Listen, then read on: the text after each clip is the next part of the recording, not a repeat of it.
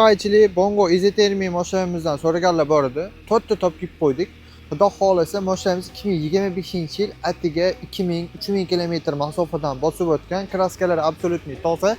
159 ta motor, propan gazlar bilan xudo xolasa monitorlari bor, 3 qaychilik, ichlari holatlari toza. Eng qizig'ini aytsam, bu mashinamiz restyling bo'tkalarda yangi chiqqan bo'tka. Bu 2025-yil bo'tkasi. Ko'rishingiz mumkin.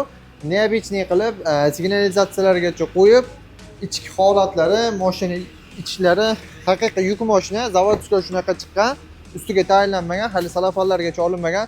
Bu mashinamiz 4000 kilometr masofani bosib o'tgan. Abdob, abagrev hamma narsalar bor. Avtomat korobka, hattoki qimmat registratorlargacha bor.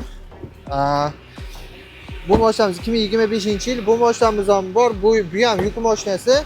Bunda ham cruise control, climate control, abdob, abagrev hamma funksiyalarimiz bor. Bunda ham video registratorlari bor. Xudo xolasa, bunisi 2024 8-oy. Bu ham izotermiy. Bu ham izotermiy. Bunda ham shunaqa. Xudo xolasa.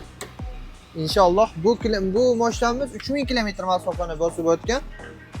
Bu ham abdob, abagrev hamma funksiyalari bor. Bu mashinamizda ham abdob, abagrev hamma funksiyalari bor. Bu 2700 kilometr masofani bosib o'tgan. Honda full. Monitorlargacha bor. Kimga qiziq bo'lsa aloqaga chiqinglar. Mashinamiz O'zbekistonga yetkazib olib borib berishimiz bilan buzmasdan yetkazib olib borib beramiz. $21000 dan rastalmoshkalar alohida chiqadi. Kimga qiziq bo'lsa aloqaga chiqinglar.